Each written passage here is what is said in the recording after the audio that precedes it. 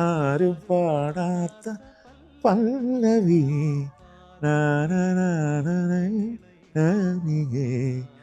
നാവിലെ വരൂ വരൂ.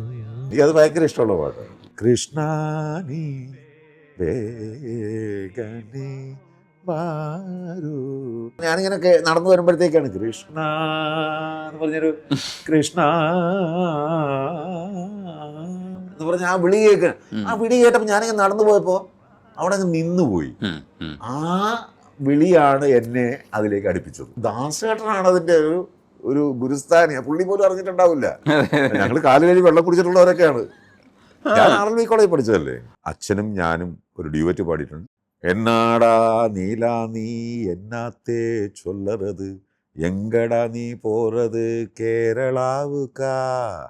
അപ്പം ഞാൻ ആമാന്താത്ത അങ്കെ ചിങ്കന്താനെ മാതം. അപ്പം അച്ഛൻ ആമാണ്ടാ മക്കാ നീ അങ്ക പോയി ചേർന്നിക്കോ. നല്ല രസമാണ്. അച്ഛനത് നന്നായിട്ട് ചെയ്തൊരു പാട്ടാണ്. എനിക്ക് അതൊക്കെയാണ് വിഷമം.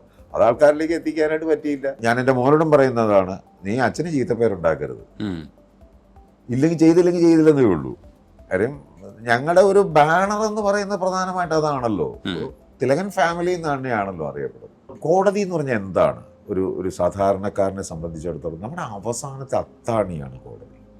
അത് പറഞ്ഞാൽ ഒരു പക്ഷേ ഞാൻ ചിലപ്പോൾ കണ്ടംപ്റ്റ് ഓഫ് കോർട്ടായനെ കോടതി എന്നെ പിടിച്ചകത്തിട്ടേനെ. പക്ഷെ ഞാൻ അതിൽ നിന്ന് പുറത്തിറങ്ങി വന്നാൽ ശരിക്കും മറ്റേ ഫഹദ് ഫാസിൽ പറഞ്ഞ ഡയലോഗ് അന്വർത്ഥമായനെ, ഷമ്മി ഹീറോ ആടാ പറഞ്ഞേനെ. ജീവിതത്തിൽ ഈ 3-ാം തീയതി എൻ്റെ കേസ് വെച്ചിരിക്കുകയാണ്. അന്ന് ഞാൻ നോക്കും അന്ന് എന്താണ് തീരുമാനം എടുക്കുന്നത്. ഇല്ലെന്നുണ്ടെങ്കിൽ ഞാൻ ചിലപ്പോൾ അകത്ത് കിടക്കും. ഈ മൈക്കിൽ നമ്മളെ ശബ്ദത്തെ സ്നേഹിക്കുന്നു. മൈക്കിന് പുറത്ത് എപ്പോഴാണ് നമ്മുടെ ശബ്ദം ഇങ്ങനെ നമ്മളെ സ്നേഹിക്കുന്ന ഒരവസ്ഥ? അവിടെ എനിക്ക് സ്നേഹമല്ല, പലയിടത്തും എനിക്ക് ദോഷമാണ് കേട്ടോ. ഇപ്പം താങ്കൾ തന്നെ പറഞ്ഞിട്ടില്ല, ഈ ശബ്ദം ബേസ് ആയിട്ടുള്ള ആൾക്കാർ നമ്മൾ ഫോണിൽ കൂടെ സംസാരിക്കുമ്പോൾ ആദ്യം ഒരു ഡയറക്ടർ തന്നെ ഉണ്ട് എൻ്റെ അടുത്ത്. ഞാൻ ഫോണിൽ കൂടെ സംസാരിച്ചപ്പോൾ ഭയങ്കര ജാടയാണെന്ന് തോന്നിയിരുന്നു. കാര്യം ഈ രാവിലെയൊക്കെ എഴുന്നേൽക്കുമ്പോഴേ ഒന്നാമത് ഇച്ചിരി നൈറ്റ് ഷൂട്ടിങ് ലേറ്റ് ആയിട്ടൊക്കെ ഞാൻ രാവിലെ എഴുന്നേക്കുന്ന ആളാണ്. വളരെ 6 മണിയെങ്കിലും അങ്ങനെ എഴുന്നേൽക്കും. പക്ഷേ ലേറ്റ് നൈറ്റ് ഷൂട്ടൊക്കെ ഉണ്ടാവും, അല്ലെങ്കിൽ വർക്കൊക്കെ എന്തെങ്കിലും കാര്യങ്ങൾ ചെയ്തതാണെന്നുണ്ടെങ്കിൽ ചിലപ്പോൾ ഒരു 8 മണിയൊക്കെ ആകുമ്പോഴായിരിക്കും എഴുതുക. അപ്പോൾ മിക്കവാറും ഈ സിനിമാക്കാരുടെ വിളി വരുന്നത് ഒന്നുകിൽ രാവിലെ 8 മണി മുതലൊരു 9-10 മണി വരെയുള്ള സമയങ്ങൾ, അല്ലെങ്കിൽ രാത്രി 10 മണിക്ക് ശേഷം ഒക്കെയാണ് വിളി വരുന്നത്. അപ്പോൾ ഈ രാവിലെ വിളിച്ചു കഴിഞ്ഞാൽ ഈ ഇങ്ങനെ ഉറക്കമൊക്കെ ആണെങ്കിൽ എഴുന്നേക്കും, ഹലോ ഇങ്ങനെയല്ലേ നമ്മൾ സംസാരിക്കുന്നത്. അപ്പോൾ ഇച്ചിരി ഓവർ ബേസ് ആയിരിക്കും. അപ്പോൾ ഒന്നാമത് അവർ വിചാരിക്കും നമ്മളൊരു താല്പര്യമില്ലാതെ സംസാരിക്കുന്നത്. അത് കേൾക്കുമ്പോഴത്തേക്കും അങ്ങനെ കുറേയധികം പടം എനിക്ക് പോയിട്ടുണ്ട്. ശബ്ദം കൊണ്ട് ജാട കാരണമാണ്. പക്ഷെ ആ ശബ്ദം കൊണ്ട് എത്രയോ പടങ്ങൾ സക്സസ് ആയിട്ടുണ്ട്. ഈ ദേവാസുരത്തിലെ നെപ്പോളിയൻ്റെ ക്യാരക്ടർ മുണ്ടക്കൽ ശേഖരൻ സത്യത്തിൽ അതിൻ്റെ ബോഡി എന്ന് പറയുന്നത് ചേട്ടൻ്റെ ശബ്ദമാണ്. മുണ്ടക്കൽ ശേഖരനാവുന്നത് ആ ശബ്ദമാണ്. പക്ഷെ അതിൽ നമ്മളൊരിക്കലും ഷമ്മി തിലകൻ്റെ ശബ്ദമാണെന്ന് ഐഡൻറ്റിഫൈ ചെയ്ത് അല്ല ആ ക്യാരക്ടറിനെ കണ്ടേക്കുന്നത്. അത് കുറച്ചൊരു ജോലിയാണ്. പക്ഷേ ചില സ്ഥലത്തൊക്കെ ഇത് ഭയങ്കര സിങ്കായിട്ട് വരും. നമുക്ക് ഭയങ്കര ഇഷ്ടം തോന്നും. കൊള്ളാമല്ലോ, വില്ലൻ പവർഫുൾ ആവും തോറും നായകൻ അടിച്ചു വീഴ്ത്താൻ നല്ലതാണല്ലോ. അപ്പോൾ മുണ്ടക്കൽ ശേഖരൻ ശരിക്കും ഒരു മലയാള സിനിമയിലെ ഒരു പ്രധാനപ്പെട്ട ക്യാരക്ടറാണ്. ആ ക്യാരക്ടറിനെ സ്വീകരിക്കുന്ന സമയത്ത് എന്തൊക്കെയായിരുന്നു അതിനകത്ത് നമ്മൾ കൊടുത്തിട്ടുള്ളൊരു ഇൻപുട്സ്? ഡബിങ്ങിന് എനിക്ക് വലിയ താല്പര്യം ഇല്ലാതിരിക്കുന്ന സമയത്താണ് അങ്ങനെ വിളിച്ചപ്പോൾ. ഒന്നാമത് ഇദ്ദേഹം ഈ നെപ്പോളിയൻ സാറിൻ്റെ ശബ്ദം, ഒറിജിനൽ ശബ്ദം കേട്ടിട്ടുണ്ട്. ഒരു വല്ലാത്ത ശബ്ദമാണ്. ഒരു നാങ്കേ ഇങ്ങനത്തെ ഒരു വളരെ ഷാർപ്പായിട്ടുള്ള അങ്ങനത്തെ ഒരു വോയിസാണ്. അപ്പോൾ അത് വന്നാൽ ഇതിനകത്ത് അദ്ദേഹത്തിൻ്റെ ക്യാരക്ടർ എന്ന് പറഞ്ഞാൽ പുള്ളിക്കൊരു 6 അടി 2 ഇഞ്ച് പൊക്കം, നല്ല ഹൈറ്റ് ഉണ്ട്. ലാലേട്ടനേക്കാളും ഒക്കെ നല്ല ഹൈറ്റ്, നല്ല സൈസും ഒക്കെ ഉള്ള ഒരു ആക്ടർ. അപ്പോൾ പുള്ളിയുടെ രൂപത്തിന് പുള്ളിയുടെ ശബ്ദം യാതൊരു കാരണവശാലും നമുക്ക് മലയാളത്തിൻ്റെ ഒരു രീതിയിൽ ഒരു വില്ലൻ കൺസെപ്റ്റിൽ ചേരില്ല. പുള്ളി ഈ പറഞ്ഞ പോലെ ശശിയേട്ടനൊക്കെ ഭയങ്കര താല്പര്യത്തോടു കൂടി അവരൊക്കെ വിളിച്ചിട്ട് എന്നെ കൊണ്ട് വിളിപ്പിച്ച് ഞാൻ ചെന്ന് അങ്ങനെ എന്നോടത് ചെയ്യേണ്ട. ഇപ്പം ഞാൻ ഇതിൻ്റെ പുള്ളിയുടെ കുഴപ്പമൊന്നും, പുള്ളിയുടെ പൈലറ്റ് ട്രാക്ക് ഉണ്ടായിരുന്നു. പുള്ളി അഭിനയിച്ചിരിക്കുന്ന ഡയലോഗ് ഇപ്പോൾ നീല ഒരു കാറ് കത്തിയ അതെനിക്ക് പുല്ല, പകരം നിൻ്റെ സാമ്രാജ്യം കത്തിക്കാൻ ഇറക്കിയ എന്നങ്ങനത്തെ ഒരു ഡയലോഗ്. അതിനകത്ത് പുള്ളി നമ്മൾ ഈ അസോസിയേറ്റ് ഡയറക്ടർ ആണല്ലോ ഇത് പറഞ്ഞു കൊടുക്കുന്നത്. പ്രത്യേകിച്ച് തമിഴ് ആർട്ടിസ്റ്റുകളൊക്കെ അവർ തന്നെ ഇങ്ങനെ വരച്ചു കൊടുക്കും, തമിഴിൽ എഴുതിയോ അല്ല അവർ തമിഴിലോ അല്ലെങ്കിൽ ഇംഗ്ലീഷിലോ എഴുതിയാണത് പഠിക്കുന്നത്. അപ്പോൾ അതിനകത്ത് നീല ഒരു കാറ് കത്തിയാൽ, അപ്പോൾ നമ്മൾ സാധാരണ അങ്ങനെ ഒരു ഡയലോഗ് പറയുമ്പോൾ അതിൻ്റെ ഒരു കട്ടിംഗ് പോയിന്റ് എവിടെയാണ്? നീല, അവിടെ ഒരു ഗ്യാപ്പ്. ഒരു കാറ് കത്തിയാൽ എനിക്കത് പുല്ല. ആ ഒറ്റ സെന്റൻസ് ഒരുമിച്ച് പറയണം. ഇതിനകത്ത് പുള്ളി പറഞ്ഞിരിക്കുന്നത് നീല ഒരു റു കത്തിയാൽ എനിക്കത് പുല്ല, ഇങ്ങനെയാ പറഞ്ഞിരിക്കുന്നത്. അതിന്റെ കുറ്റം പറയല്ല, ആ ഭാഷയുടെ ഒരു പുള്ളിക്ക് പറ്റാത്തതിന്റെ ഒരു കുഴപ്പമാണ്. അപ്പോൾ അത് വന്നപ്പോഴത്തേക്ക് അപ്പം ഞാൻ ഡബ് ചെയ്യാനായിട്ട് ചെന്നപ്പോൾ ഇത് ശരിക്കത് ആരുടെ കുഴപ്പമാണ്? അത് ആർട്ടിസ്റ്റിന്റെ കുഴപ്പമല്ല, അത് പറഞ്ഞു കൊടുത്ത ആളുടെ കുഴപ്പമാണ്. നമ്മൾ മലയാളം അറിയാവുന്ന ആളാണല്ലോ, അസോസിയേറ്റ് ഡയറക്ടർ ആണല്ലോ ഇത് പറയും. അപ്പോൾ അദ്ദേഹമാണ് ഡബിങ്ങിന് ഇരിക്കുന്നത്, മനസ്സിലാക്കണം. അപ്പം ഞാനിത് ഇങ്ങനെ പറഞ്ഞപ്പോഴത്തേക്ക് ഞാൻ ഈ സാധനം ഡബ് ചെയ്തപ്പോൾ സിങ്ക് അങ്ങ് വിട്ടു. നീല ഒരു ഈ ഒരു ഗ്യാപ്പ് വിട്ട് നീല ഒരു കാറ് എന്നുള്ള ഒറ്റയടിക്ക് ഞാൻ അങ്ങ് ചെയ്തു. അത് കുറച്ചുകൂടെ കേൾക്കാനായിട്ട് ഇതല്ലേ നല്ലതെന്ന് വിചാരിച്ചാൽ അങ്ങനെ ചെയ്തു. അപ്പോൾ അദ്ദേഹത്തിന് അത് ഇഷ്ടപ്പെട്ടില്ല, സിങ്കായില്ല. ശരി, ഞാൻ ഒന്നുകൂടെ ചെയ്തു, കുറച്ചും കൂടി ഷാർപ്പ് ആക്കാവോന്ന് നോക്കി ഒന്നുകൂടെ ചെയ്തു. അപ്പോഴും സിങ്ക് ആയിട്ടില്ല. ആ കാറിൻ്റെ അവിടെ ഞാൻ പറഞ്ഞു, സാർ നിങ്ങളത് പറഞ്ഞു കൊടുത്തതിൻ്റെ കുഴപ്പമാണ്, അന്ന് അങ്ങനെ പറഞ്ഞ് ജയിക്കണമായിരുന്നു. ഇപ്പം ഞാനിപ്പോൾ എന്ത് ചെയ്യാൻ പറ്റും? അവിടെ ഒരു ഗ്യാപ്പ് ഉണ്ട്. അപ്പം ഞാനതിനകത്ത് നീല ഒരു കാറ് കത്തിയ ഒരു ചെറിയൊരു വലിച്ച് ആ കായ്ക്കും റൂവിനും ഇടയ്ക്കൊരു വലിച്ചാണ് ഞാൻ ഡബ് ചെയ്തത്. അതൊരു സ്റ്റൈലുമാകും, എൻ്റെ രീതിയല്ലല്ലോ, അത് നെപ്പോളിയൻ്റെ ഒരു ശൈലിയായിട്ട് വരികയും ചെയ്യും. അങ്ങനെയാണല്ലോ നമ്മളിതിനെ ഒരു ഇതാക്കുന്നത്. അപ്പോൾ ഒരു പ്രത്യേക ശൈലിയിൽ അങ്ങ് ആക്കാമെന്ന്, അത് പുള്ളിയായിട്ട് പ്രശ്നമായി. ഞാൻ അതങ്ങനെ തന്നെ അങ്ങ് കൊടുത്തു വിട്ടു. അത് കഴിഞ്ഞപ്പോഴത്തേക്ക് പിന്നെ ഞാൻ വേറെ എൻ്റെ വർക്കിന് വേണ്ടിയിട്ട് എൻ്റെ ഒരു ഡബിങ്ങിനോ മറ്റോ ആണ് ഞാൻ വന്നേക്കുന്നത്. ആ സ്റ്റുഡിയോയിൽ വെച്ച് ഞാൻ ശശിയേട്ടനെ കാണും. അപ്പോൾ ശശിയേട്ടൻ കണ്ട് കഴുതക്കുട്ടി എങ്ങനെയുണ്ടാ? അപ്പോൾ ഞാൻ പറഞ്ഞു ചെയ്തു. ഡബ് ചെയ്തോ, എങ്ങനെയുണ്ടാ കഴുതക്കുട്ടി എന്ന് ചോദിച്ചു. പുള്ളി എല്ലാവരും കഴുതക്കുട്ടി എന്നല്ലേ വിളിക്കും. അപ്പോൾ ഞാൻ പറഞ്ഞു, ചേട്ടാ ഞാൻ ഡബ് ചെയ്തിട്ടുണ്ട്, എനിക്കിഷ്ടപ്പെട്ടില്ല എന്ന് പറഞ്ഞ് ഞാനങ്ങ് അത് ഞാൻ പറഞ്ഞു ഇങ്ങനെ ഞാനിപ്പോൾ കൂടുതൽ ചേട്ടൻ കണ്ടു നോക്ക്, എന്തെങ്കിലും കുഴപ്പമുണ്ടെങ്കിൽ ചേട്ടൻ പറ, ഞാനത് റീഡബ് ചെയ്ത് തരാം. പക്ഷെ അന്നേരം ചേട്ടനായിരിക്കണം ഇരിക്കേണ്ടത്. അപ്പോൾ പുള്ളിക്ക് കാര്യം മനസ്സിലായി. അല്ലാതെ നമ്മളൊരാളെ കുറ്റം പറയുന്നതായിട്ട് വരാൻ പാടില്ല. അങ്ങനെ പുള്ളി കണ്ടു, എടുത്തോണ്ട് 5 റീല് റീഡബ് ചെയ്യണമെന്ന്. അങ്ങനെ റീഡബ് ചെയ്തതാണ് ഈ സാധനം. അന്നേരം പുള്ളി വന്നിരുന്നു. ഈ പറഞ്ഞ ഒരക്ഷരം പോലും ഞാൻ ചെയ്തതിന് ഒരു സജഷൻ പോലും ശശിയേട്ടൻ പറഞ്ഞിട്ടില്ല. ഞാൻ പറഞ്ഞത് ഓക്കെ വെച്ച് അതാണ് സിനിമയിൽ കിടക്കുന്നത്. ഒരു കാറ് കത്തിയ അതെനിക്ക് പുല്ല, പകരം നിന്റെ ഈ തറവാട് കത്തിച്ച അത് ഈ താഴ്വാരം അങ്ങനെ തന്നെയാണ്. ഹരിഹരൻ സാറിന്റെ ഒരു പടമുണ്ട്, ചരൺരാജ് അഭിനയിച്ച ഒളിയമ്പുകൾ എന്ന് പറഞ്ഞാൽ, അതും അങ്ങനെ തന്നെയാണ്. മൊത്തം എനിക്ക് എന്റെ തോന്നിയാസം ചെയ്തോ എന്ന് പറഞ്ഞു വിട്ടു തന്നു. അതിന്റെ ഉത്തരവാദിത്വം കൂടും. ജോഷിയുടെ പടം അല്ല, ഒരുപാട് വില്ലന്മാരെ ഇപ്പം നമ്മൾ കേട്ടിട്ടുള്ളത്. ഇപ്പോൾ ബാബു ആന്റണി ചേട്ടന്റെ ശബ്ദം നമ്മൾ വേറെ പടങ്ങളിൽ കേട്ടിട്ടുള്ളതും അതും മാറ്റി ഡബ് ചെയ്തിട്ടുണ്ട്. അതേപോലെ കിരീടത്തിലെ കിരിക്കാടൻ ജോസ് എന്ന് പറയുന്നത് കിരീടം സക്സസ് ആകുമ്പോൾ അത് കിരിക്കാടൻ ജോസിന്റെ ചെയ്യുന്ന അല്ല, കിരീടമല്ല, സ്ഫടികത്തിൽ ജോർജ്. അതല്ല, ഈ കീരിക്കാടൻ ജോസിന്റെ വേറൊരു അനവാൽ മോതിരത്തിനകത്ത് ചേട്ടൻ ചെയ്തിട്ടുണ്ട്. അനവാൽ മോതിരത്തിനകത്ത് ചെയ്തപ്പോ വേറെയാണ് അത്, കാരണം നമ്മളത് കണ്ട് എസ്റ്റാബ്ലിഷ്ഡ് ആണ്. അതെ അതെ, ഡിഫറെന്റ് ആയിട്ട് ചെയ്തിട്ടുണ്ട്. ഇന്നലെ കസ്റ്റഡിയിലെടുത്ത ആൽബർട്ടോ ഫെല്ലിനെ കുറിച്ചാണ്. സ്ഫടികം ജോർജ് അതാണ് കുറച്ചും കൂടി സ്ഫടികം ജോർജ് ചെയ്തതാണ്, എന്നിട്ടാണ് എന്നെ വിളിക്കുന്നത്. പുള്ളിയുടെ വോയിസ് ആയിരുന്നെങ്കിൽ ഇത്രയും പഞ്ച് കിട്ടില്ലായിരുന്നു ക്യാരക്ടർ. എന്നാലും ഏകദേശം പുള്ളിയുടെ ശൈലിക്കാണ് ഞാൻ ചെയ്തിരിക്കുന്നത്. ആണ്. അപ്പൊ അവിടെ ഡബിങ്ങില് അത് ഞാനൊരു സീനിൽ എനിക്ക് ഭയങ്കര ഇഷ്ടപ്പെട്ടു ആ സീന്. ഞാൻ ഇങ്ങനത്തെ ഒരു ഷാർപ്പ് വോയിസാണ് ചെയ്തിരിക്കുന്നത്. അത് ഈ പറയുന്ന ഹൈദർമാരക്കാരുടെ ഒന്നും ഒരു ശൈലി അല്ല ആ ക്യാരക്ടർ. രഘുവരനൊക്കെ ഡബ് ചെയ്യുന്ന പോലെ ഒരു താഴ്ന്ന ശ്രുതിയിലല്ല, ഇച്ചിരി മേലെയാ ചെയ്തിരിക്കുന്നത്. ശ്രദ്ധിച്ചോ? അതാ അദ്ദേഹത്തിന്റെ ഡയലോഗ് പ്രസന്റേഷന്റെ ഒരു രീതിക്കനുസരിച്ച് മാറിപ്പോയിരിക്കുന്ന. ഇപ്പൊ ഹൈദർമരക്കാരന്റെ ചെയ്തിരിക്കുന്നത് തന്നെ അല്ലേ, എന്താണ് നരസിംഹം, അതൊക്കെ ജോഷിയേട്ടൻ എടുത്തിരിക്കുന്ന ഷോട്ടുകൾ ശ്രദ്ധിച്ചു, എല്ലാം താഴെയാണ്.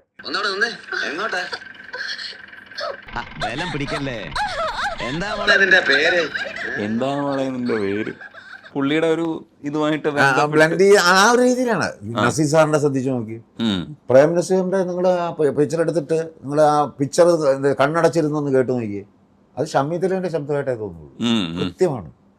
ഒരിക്കലും നസീർ സാറിൻ്റെ ഷമ്മി തിലകൻ്റെ ശബ്ദത്തിൽ പ്രേം നസീറിൻ്റെ ശബ്ദം ശൈലി ബ്ലെൻഡ് ചെയ്തിട്ടുണ്ട്. അങ്ങനെ ഒന്ന് ഇഴുകി ചേർന്നിട്ടുണ്ടെന്നേ ഉള്ളൂ. അല്ലാതെ കേട്ട് കഴിഞ്ഞാൽ അത് എൻ്റെ വോയിസ് തന്നെയാണ്. ഒരിക്കലും ഞാനത് നസീർ സാറിൻ്റെ മിമിക്രി ഞാൻ ചെയ്തിട്ടില്ല.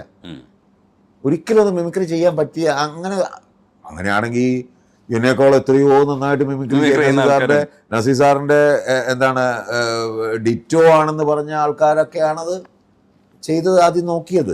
ജയറാമിൻ്റെ എന്ന് പറഞ്ഞാൽ പ്രധാനമായിട്ടും ജയറാമിന് അത്ര സമയം അന്നേരം എടുക്കാനായിട്ട് പറ്റില്ലായിരുന്നോ? കാര്യം ഒത്തിരി സമയം എടുക്കുന്ന പരിപാടിയാണ്. സ്ക്രിപ്റ്റ് ഇല്ല പ്രധാനമായിട്ട്. ഞാനാണ് കുറച്ചൊക്കെ സ്ക്രിപ്റ്റ് എഴുതിയിട്ടുണ്ട്. എങ്കിൽ കൂടിയും പല സീൻസും നമ്മൾ വിചാരിക്കുന്ന പോലെ അല്ല. ഇച്ചിരി പാടുപെട്ട സീൻസ് ഞാൻ അതിൻ്റെ 1.5 മാസം എടുത്തു അത് ചെയ്യാനായിട്ട്. എനിക്കൊരു പടം അതുപോലത്തെ ഒരു പടം അത്രയും ചാനം ചെയ്യുന്നതിന് മിനിമം ഒരു 8 മണിക്കൂർ 9 മണിക്കൂർ മതി. ഞാനത് 1.5 മാസം എടുത്തു എന്ന് പറഞ്ഞാൽ ആലോചിക്കും. എത്ര ഷെഡ്യൂളായിട്ട് ഞാൻ 1.5 മാസം എന്ന് പറഞ്ഞാൽ പല ഇതായിട്ട് ഒറ്റ അടിക്ക് നോക്കുകയാണ് 1.5 മാസം. അല്ലാതെ വേണ്ട ഒരു 5, 6, 7 ഷെഡ്യൂളായിട്ടാണ് ചെയ്തത്. ഇടയ്ക്ക് കുറച്ച് തിരുവനന്തപുരത്ത് ചെയ്തു, പിന്നെ മദ്രാസിൽ പോയി ചെയ്തു. അങ്ങനെ ഇങ്ങനെയൊക്കെയാണ്. ലാസ്റ്റ് മദ്രാസിൽ മാത്രമായിരുന്നു. കാര്യം ഇതെല്ലാം അങ്ങോട്ട് മിക്സിങ്ങിന് പോയി മിക്സിങ്ങിന് അവിടെ കൊണ്ട് അന്നേരമാണ് ഞാൻ ഈ രാധാമാധവത്തിൻ്റെ സെറ്റിൽ നിന്നൊക്കെ വരേണ്ടി വന്നതെന്ന് പറഞ്ഞു. അതൊക്കെ അതിൻ്റെതായ ആ രീതിയിൽ ആ പടം വന്നില്ല എന്നുള്ളതിൻ്റെ ഒരു വിഷമം എനിക്കുണ്ട്. അന്ന് എനിക്ക് തോന്നുന്നത് അന്നത്തെ പത്രങ്ങളിലെല്ലാം നസീർ സാറിൻ്റെയും എൻ്റെയും പടം വെച്ചിട്ട് പരസ്യം ഉണ്ടായിരുന്നു. ഫ്രണ്ട് പേജിൽ മനോരമയുടെയൊക്കെ നമ്മളിങ്ങനെ മടക്കി കഴിയുമ്പോൾ താഴെ ഉണ്ടല്ലോ മനോരമ ഫ്രണ്ട് എൻ്റെ പകുതി കഴിഞ്ഞ് ഇവിടെ ഇത്രയും നടുക്ക് ഇവിടെ നസീർ സാറിൻ്റെ പടം, ഇവിടെ എൻ്റെ പടം. എന്നിട്ട് അടിയിൽ എഴുതിയിട്ടുണ്ട് പ്രേം നസീറിന് ശബ്ദം നൽകിയത് ജയറാമല്ല ഷമ്മി തിലകൻ എന്നായിരുന്നു. അന്ന് പുള്ളിയായിരുന്നു എന്നാണ് അത്. അങ്ങനെ ആ പരസ്യം ഉണ്ടായിരുന്നു പത്രങ്ങളിലെല്ലാം. അത് നവോദയ അവർ അവരുടെ കാശ് മുടക്കി ചെയ്ത പരസ്യമാണ്, അല്ലാണ്ട് ഒരു വാർത്തയല്ലത്. പടത്തിൻ്റെ റിലീസാകുന്നതിൻ്റെ തലേ ദിവസം. ഈ സംവിധാനത്തിലേക്ക് എപ്പോഴെങ്കിലും വരുമോ? വരും. അത് ഞാനത് എൻ്റെ പ്രാരംഭ ജോലികൾ കുറേ വർഷങ്ങളായിട്ട് ചെയ്തുകൊണ്ടിരിക്കുകയാണ്. അടിപൊളി. ഇപ്പോൾ അഭിമന്യുവിൻ്റെ അച്ഛനും കൂടെയാണ്, അങ്ങനെയും കൂടെ ഉള്ളൊരു ടാഗ് ഇപ്പം അല്ല 30 വർഷമായിട്ട് അവൻ്റെ അച്ഛനാണ്. പക്ഷേ അയാളൊരു ബിഗ് ഹിറ്റ് ഉണ്ടാക്കിയിട്ട് അച്ഛനും മോനും കൂടി ഇരുന്ന് സംസാരിക്കുമ്പോൾ നമ്മൾ ഭയങ്കര കൗതുകത്തോടു കൂടിയാണ് ആ ഇൻ്റർവ്യൂ ഒക്കെ കാണുന്നത്.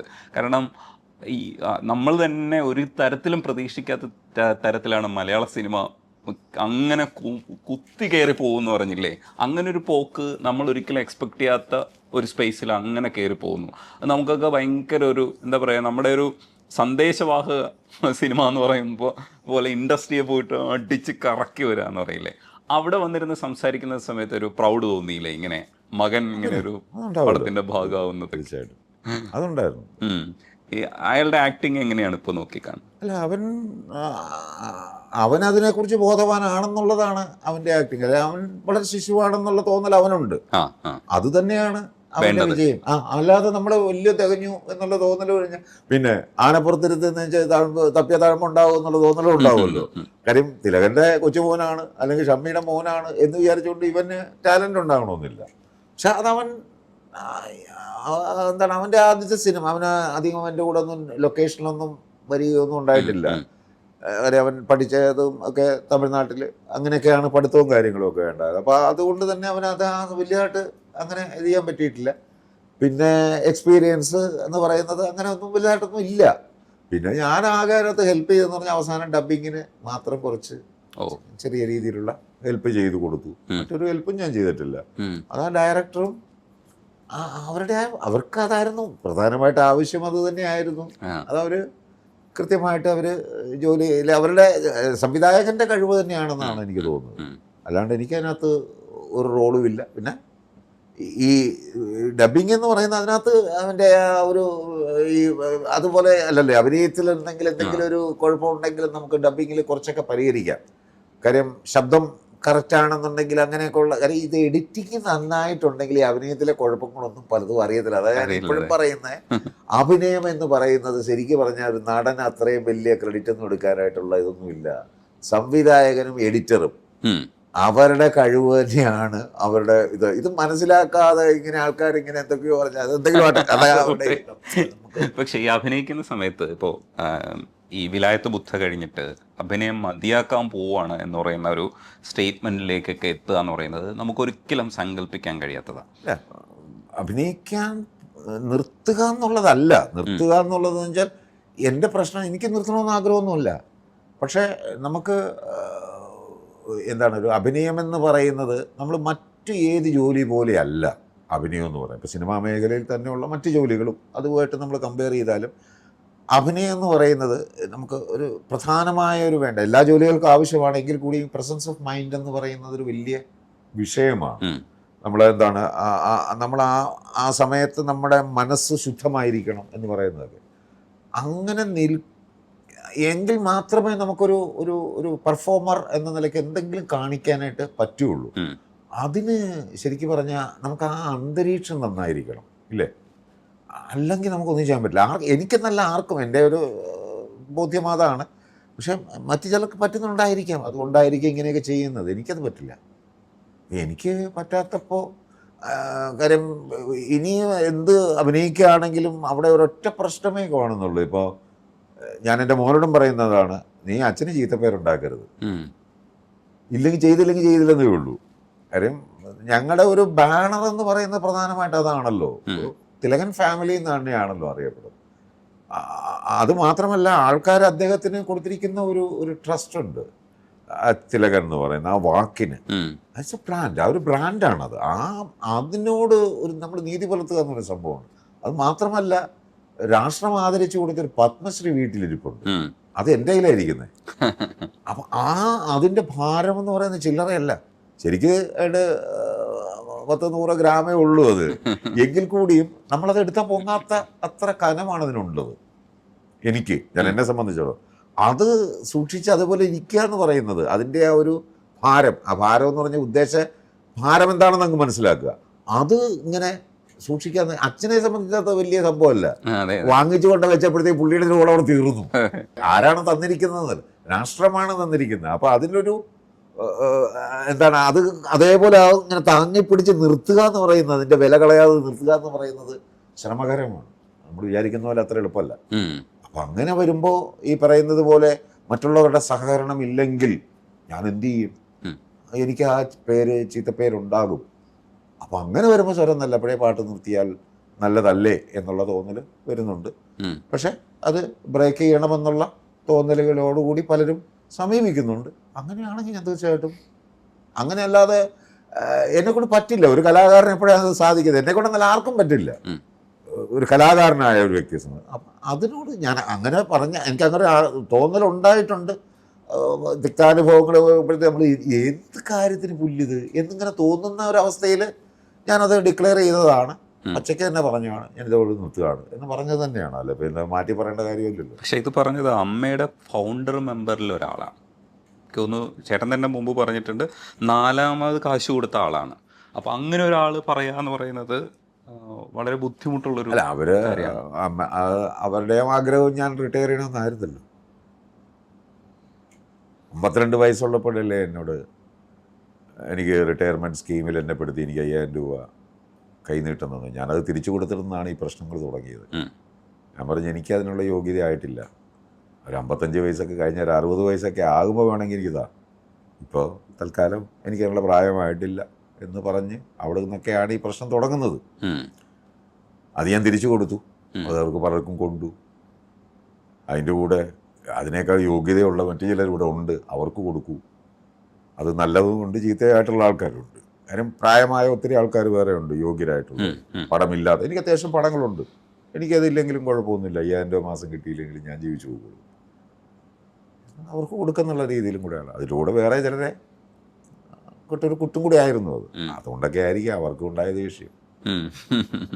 ഈ അഭിപ്രായ പ്രകടനം, പിന്നെ നിയമപരമായ പോരാട്ടങ്ങളിലേക്ക് പോവുക, ഇതൊക്കെ പലപ്പോഴും സാധ്യമാവാത്ത കാര്യങ്ങളാണ്. സാധ്യമായാൽ അതിൻ്റെ കോൺസിക്വൻസസ് നേരിടേണ്ടി വരും. അപ്പോൾ ആ കോൺസിക്വൻസസ് നേരിടുന്ന സമയത്ത് എപ്പോഴെങ്കിലും പുറകോട്ട് പോകണം, ഇല്ലെങ്കിൽ പുറകോട്ട് പോവാം എന്ന് തോന്നിയിട്ടുണ്ടോ? മാനസികമായിട്ട് ഒറ്റപ്പെടുമ്പോൾ ഇല്ല, പുറകോട്ട് ഇപ്പോൾ എനിക്കിപ്പോൾ ഈ അസോസിയേഷൻ്റെ സംഭവത്തിൽ നിന്ന് അത് എന്നെ അവിടെ നിന്ന് പുറത്തായോടി ഞാനത് വിട്ടു.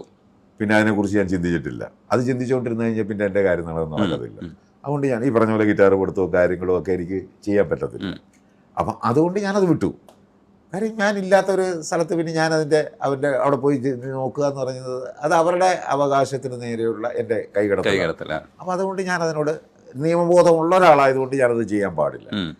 പിന്നെ അഭിപ്രായം പോലും പറയാൻ പാടില്ല. ഞാൻ അങ്ങനെയുള്ള അഭിപ്രായങ്ങൾ പിന്നെ ഇടയ്ക്കൊരു തമാശകൾ കണ്ടപ്പോഴത്തേക്ക് ഞാനൊരു പോസ്റ്റ് ഇട്ടു, കണ്ടിട്ട് തമാശ തോന്നും, എങ്കിലും ഞാനൊന്നും മിണ്ടുന്നില്ലേ എന്ന് പറഞ്ഞ് അങ്ങനെ നിർത്തി. അവിടെ ഞാനത് ഒതുങ്ങിക്കൂടുക ചെയ്തത്. പക്ഷേ എനിക്ക് തോന്നിയ ഘട്ടം എന്ന് പറയുന്നത് ഞാൻ ഹൈക്കോടതിയിലൊരു കേസ് നടന്നു. അതിലാണ് ഈ മലയാളത്തിൽ വാദിക്കാനുള്ള. അതെ. ആ കേസിൽ കോടതി എന്ന് പറഞ്ഞാൽ എന്താണ്? ഒരു സാധാരണക്കാരനെ സംബന്ധിച്ചിടത്തോളം നമ്മുടെ അവസാനത്തെ അത്താണിയാണ് കോടതി. അത് പറഞ്ഞാൽ ഒരു പക്ഷേ ഞാൻ ചിലപ്പോൾ കണ്ടംപ്റ്റ് ഓഫ് കോർട്ടായനെ കോടതി എന്നെ പിടിച്ചകത്തിട്ടേനെ. പക്ഷെ ഞാൻ അതിൽ നിന്ന് പുറത്തിറങ്ങി വന്നാൽ ശരിക്കും മറ്റേ ഫഹദ് ഫാസിൽ പറഞ്ഞ ഡയലോഗ് അന്വർത്ഥമായനെ, ഷമ്മി ഹീറോവാടാ പറഞ്ഞേനെ. ജീവിതത്തിൽ ഈ 3-ാം തീയതി എൻ്റെ കേസ് വെച്ചിരിക്കുകയാണ്.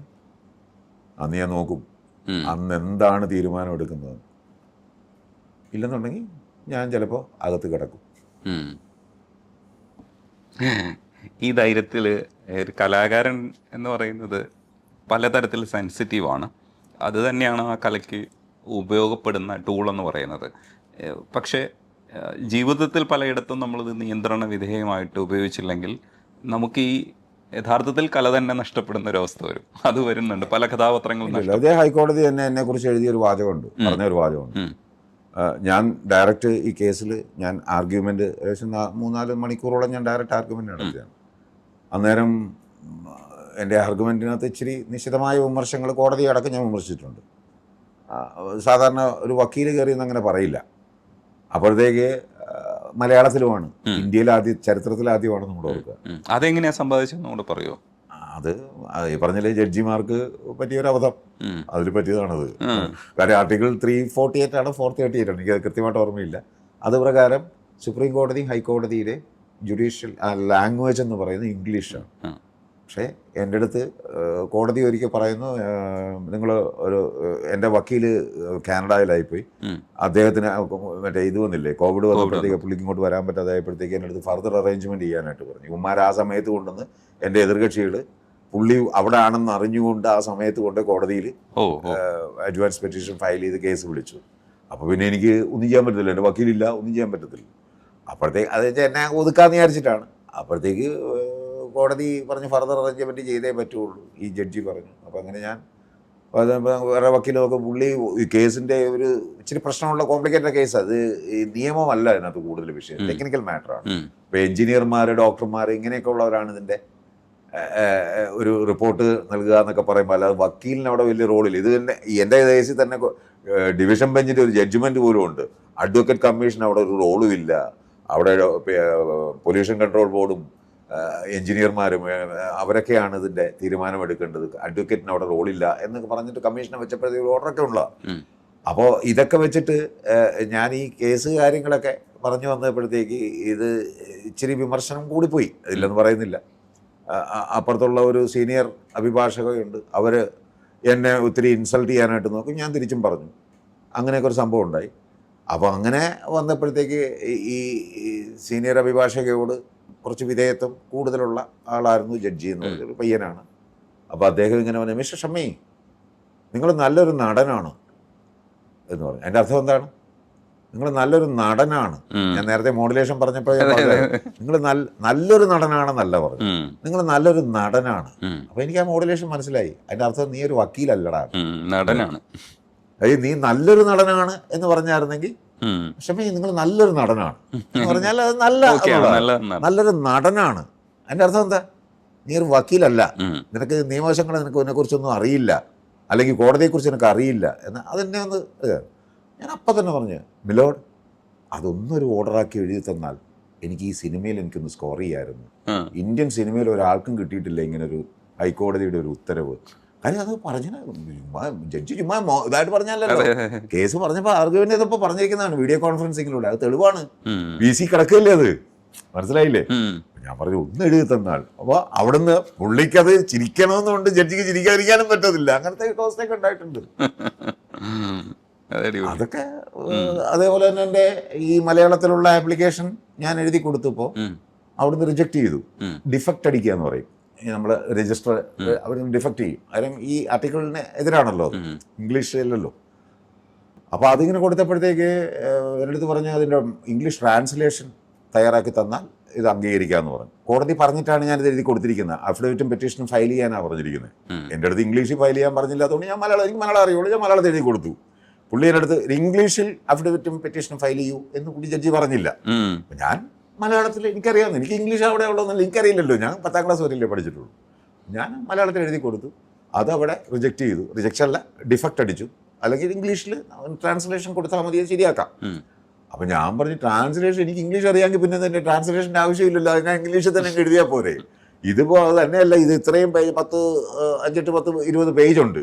ഈ ഒരു പേജിൽ A4 സൈസിലുള്ള ഒരു പേജിന് അതിൻ്റെ ഫ്രണ്ടിൽ ഇരിക്കുന്ന ഏതെങ്കിലും വക്കീലന്മാരെ കൊണ്ട് വേണ്ടേ നമ്മൾ ഇതിൻ്റെ ട്രാൻസ്ലേഷൻ തയ്യാറാക്കുക. അല്ല ഏതെങ്കിലും ഒരാളെ കൊണ്ട്, സ്കൂൾ ടീച്ചറെ കൊണ്ട് എഴുതി വെച്ചാൽ പറ്റത്തില്ല. ഇത് വക്കീലാണ് ഈ ഇതിൻ്റെ 1000 രൂപയാണ് ഒരു പേജിന് ട്രാൻസ്ലേഷൻ വാങ്ങിക്കുന്നത് അവിടെ, മലയാളത്തിൽ നിന്ന് ഇംഗ്ലീഷിലേക്ക് ട്രാൻസ്ലേഷൻ വാങ്ങിക്കുന്നത്. അപ്പോൾ ഇതുപോലെ 10-25,000 രൂപ ഞാൻ ഇതിന് കിടക്കണം. ഇവിടെ കോടതിയിൽ ഇതിൻ്റെ ഫീസാകെ 100 രൂപ ഉള്ളൂ. മനസ്സിലായില്ലേ? സ്റ്റാമ്പ് ഒട്ടിക്കണത്. പിന്നെ ഞാൻ ഈ 25,000 രൂപ അതിന് വേണ്ടി മുടക്കണമെന്ന് പറഞ്ഞാൽ എന്ത് കാര്യത്തിനാണ്? അല്ല അത് ട്രാൻസ്ലേഷൻ പിന്നെ അല്ലെങ്കിൽ ഓക്കെ നിങ്ങൾ ഫ്രണ്ട് എഴുതി വെച്ചേക്കുന്ന ട്രാൻസ്ലേഷൻ മതിയെങ്കിൽ ഞാൻ അതിൽ എഴുതിത്തരാം എന്ന് ചോദിച്ചു. അതെന്താ എന്ന് അവർ ചോദിച്ചു. അല്ല ഹൈക്കോർട്ട് ഓഫ് കേരള ഇംഗ്ലീഷ് എഴുതിയിരിക്കുന്നു, ഇവിടെ കേരള ഹൈക്കോടതി എന്നാണ് എഴുതിയിരിക്കുന്നത്. അതതിൻ്റെ മലയാളമാണോ, ട്രാൻസ്ലേഷൻ ആണോ? ശരിക്കും അതിൻ്റെ ട്രാൻസ്ലേഷൻ എന്താണ്? കേരള ഉന്നത കോടതി എന്ന് വേണ്ടേ? ഹൈക്കോർട്ട് ഹൈ എന്ന് പറഞ്ഞ ഇംഗ്ലീഷ് തന്നെയല്ലേ? അതുപോലെ മംഗ്ലീഷ് മതിയെങ്കിൽ ഞാൻ എഴുതി തരാമെന്ന് പറഞ്ഞു.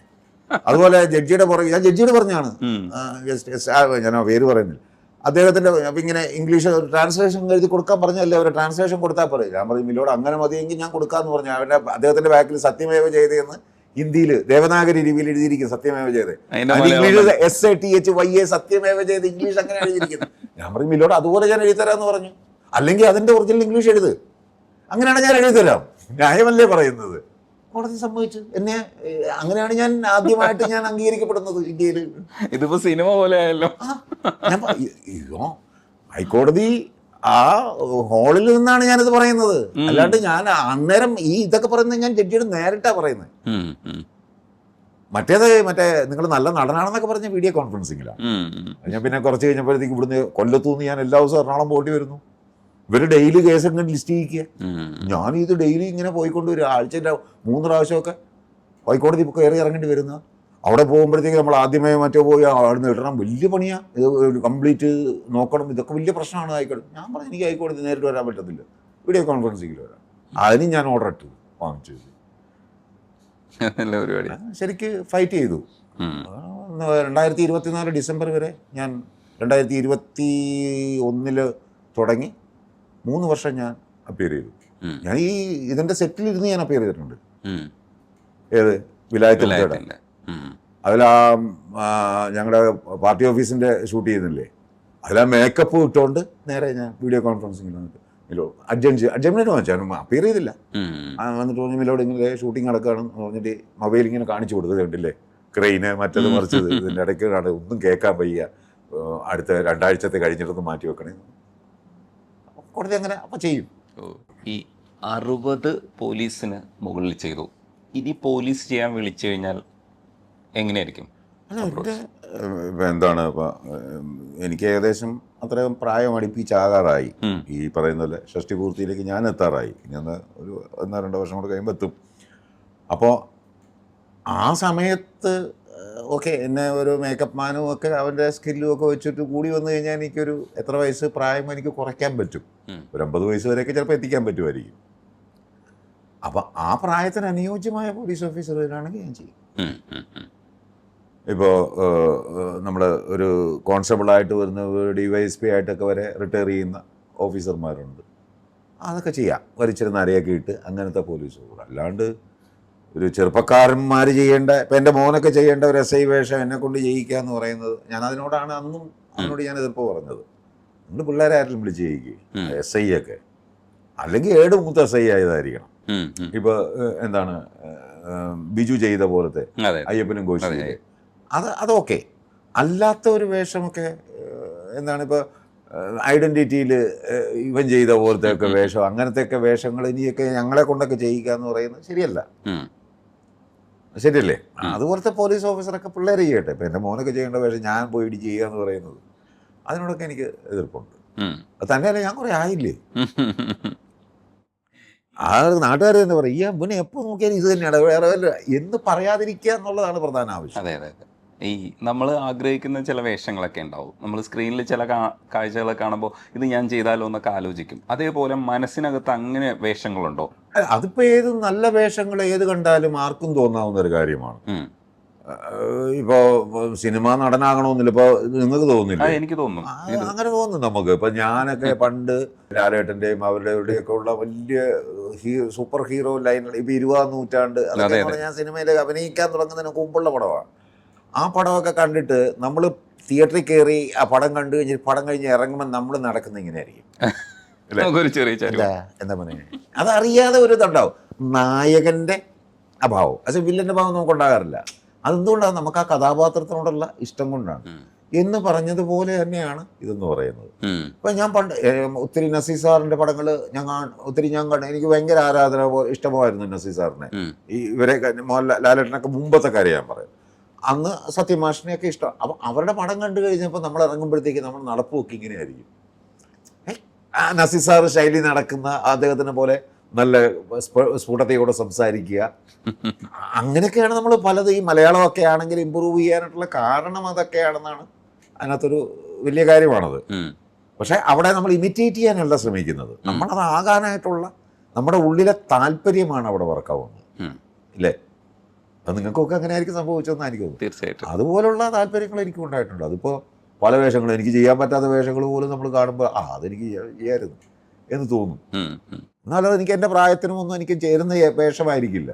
ഇപ്പോൾ പറഞ്ഞൊരു കാര്യം, ഇപ്പോൾ എന്താണ് ജയറാമിൻ്റെ മോൻ മറ്റേ ഇല്ലേ പടത്തിൽ അഭിനയിച്ച വേഷമില്ലേ, എന്താണ് എൻ്റെ കൂടെ അഭിനയിച്ചൊരു പടം ഉണ്ടല്ലോ, എൻ്റെ വീട് അപ്പൂരിൽ. അതിൽ ജയറാമിൻ്റെ മോൻ്റെ വേഷം എനിക്ക് ചെയ്യാൻ പറ്റുമോ? ഇല്ല. അന്ന് ഉഗ്രം വേഷമല്ലേ അത്. അതിലും പോലീസുകാരൻ അത് വേറെ കാര്യം. ഞാൻ പറഞ്ഞത് ആ വേഷം എനിക്ക് ചെയ്യണമെന്ന് ഞാൻ കൊതിച്ചിട്ട് കാര്യമുണ്ടോ? കാര്യമില്ല. ഓരോരുത്തർക്ക്. പിന്നെ ഒരാൾ ചെയ്ത വേഷം എന്ന് പറഞ്ഞാൽ അത് കഴിഞ്ഞു, പിന്നെ അതിനെക്കുറിച്ച് ചിന്തിക്കരുത്. അയ്യോ അത് ഞാനായിരുന്നെങ്കിൽ അങ്ങനെ ഒരു വേഷം അവിടെ ഇല്ല, ഒക്കില്ല. അത് കഴിഞ്ഞു, അതോടുകൂടി കഴിഞ്ഞു. ഈ പാട്ട് ഇഷ്ടമായതുകൊണ്ട് ചോദിക്കുക, ശരിക്കും ആരുടെയൊക്കെ പാട്ടുകളാണ് കൂടുതൽ കേൾക്കുക? പഴയ കാലഘട്ടത്തിലെ പാട്ടുകളും? ഞാൻ ദേവരായ മാഷിന്റെ വലിയ ആരാധകനാണ്. എനിക്ക് ദേവരായ മാഷ്, ദക്ഷിണാമൂർത്തി, അവരുടെയൊക്കെ പാട്ടുകൾ എനിക്ക് ഭയങ്കര. പിന്നെ അതിനേക്കാളുപരി യേശുദാസും ജയേട്ടനും, അവർ രണ്ടുപേരുമാണ് ഇവരെക്കാളൊക്കെ നമ്മുടെ ഉള്ളിൽ. കാരണം മ്യൂസിക്കിനോട് ഇഷ്ടമുണ്ടാകാൻ കാരണം, പ്രത്യേകിച്ച് ശാസ്ത്രീയ സംഗീതത്തിനോട്.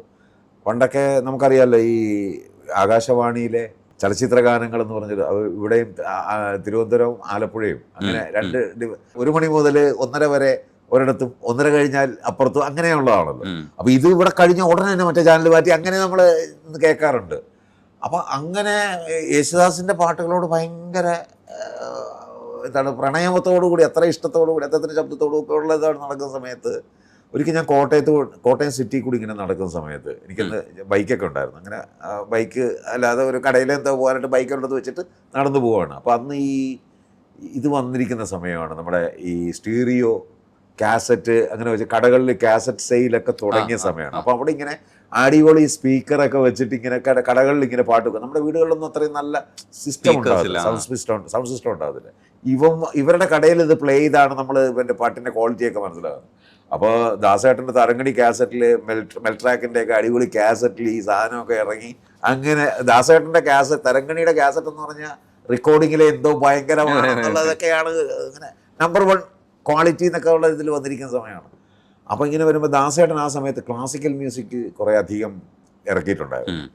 അതെല്ലാം അതിനകത്ത് ഒരു ദിവസം ഞാനിങ്ങനെ ഈ കോട്ടയത്തോട് നടന്നു പോകുമ്പോഴത്തേക്ക് പുള്ളിയുടെ കൃഷ്ണാനി വേഗനേ വാരൂ ഇതിങ്ങനെ കേൾക്കും. അപ്പോൾ ഇങ്ങനെ അതിങ്ങനെ കേൾക്കുമ്പോൾ അത് ഞാനിങ്ങനെ നടന്നു വരുമ്പോഴത്തേക്കാണ് കൃഷ്ണ എന്ന് പറഞ്ഞൊരു കൃഷ്ണ എന്ന് പറഞ്ഞ ആ വിളി ആ വിളി കേട്ടപ്പോൾ ഞാനിങ്ങനെ നടന്നു പോയപ്പോൾ അവിടെ അങ്ങ് നിന്നുപോയി. ആ വിളിയാണ് എന്നെ അതിലേക്ക് അടുപ്പിച്ചത്. ഓ അതോടുകൂടി എനിക്ക് ഇത് കൊള്ളാലോ, ഈ രീതി കൊള്ളാലോ. അതുപോലെ തന്നെ പിന്നെയാണ് ഈ സംഗീതത്തിലെ ഈ ചൗക്ക താളത്തിൽ ദ്രുതകാലത്തിലും ഇതെങ്ങനെ പാടുന്ന. ദാസേട്ടനാണെങ്കിൽ മറ്റേ ക്ഷീരസാഗര ശയന എന്ന് പറഞ്ഞൊരു കീർത്തനമുണ്ട്. അത് പുള്ളി ശരിക്ക് ചെമ്പൈ പാടിയിരുന്ന ഇങ്ങനെ വളരെ ചൗക്കത്തിലാണ്. അത് ദാസേട്ടൻ അത് വളരെ ദ്രുതത്തിൽ പാടി. അപ്പൊ ഇതൊക്കെ കാണും. അതുപോലെ തന്നെ അങ്ങനെ പല പാട്ടുകളും പുള്ളി അങ്ങനെ. അതുപോലെ വാതാബി വളരെ അല്ല, വാതാബി ദാസേട്ടൻ പാടിയിരിക്കുന്നത് വളരെ വലിച്ചാ പാടിയിരിക്കുന്നത്. അതേസമയം അതിന്റെ ഒറിജിനൽ വേർഷൻ എന്ന് പറഞ്ഞാൽ ഭയങ്കര സ്പീഡിൽ പാടുന്നതാണത്. അത് നമ്മുടെ ശരത്തിന്റെ ഗുരു ഇല്ലേ, ബാലമുരളി സാർ പാടിയിരിക്കുന്നത് കേൾക്കണം. അത് വേറൊരു തലത്തിലാണ്. ഇത് അതെനിക്ക് ആദ്യം എൻജോയ് ചെയ്യാൻ പറ്റിയിരുന്നില്ല. ദാസേട്ടൻ പാടിയതാണ് ഞാൻ എൻജോയ് ചെയ്തത്.